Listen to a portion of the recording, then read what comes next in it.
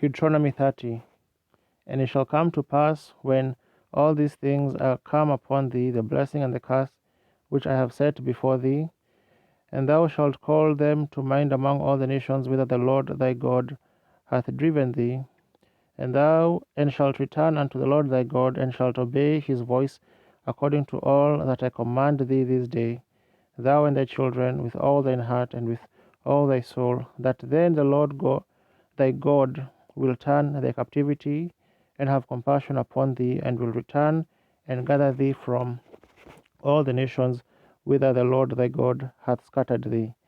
If any of thine be driven out unto the outmost parts of heaven, from thence will the Lord thy God gather thee, and from thence will he fetch thee. And the Lord thy God will bring thee into the land which thy fathers possessed, and thou shalt possess it, and he will do thee good, and multiply thee above thy fathers.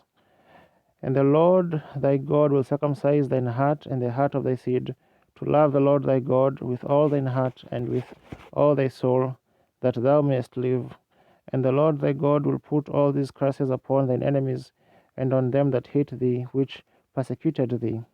And thou shalt return and obey the voice of the Lord, and do all his commandments which I command thee this day. And the Lord thy God will make thee plenteous in every work of thine hand, in the fruit of thy body, and in the fruit of thy cattle, and in the fruit of thy land for good. For the Lord will again rejoice over thee for good,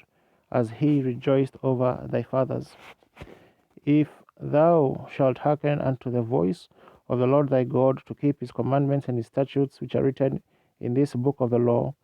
and if thou turn unto the Lord thy God with all thine heart and with all thy soul,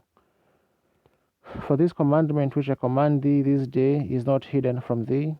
neither is it far off.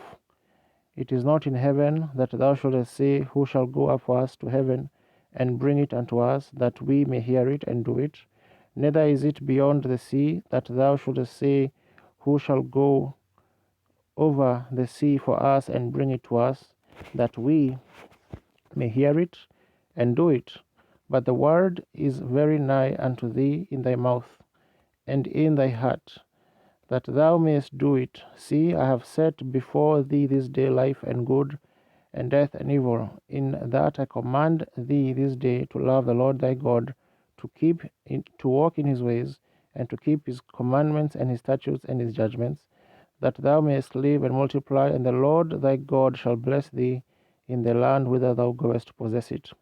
But if thine heart turn away, so that thou wilt not hear, but shalt be drawn away and worship other gods, and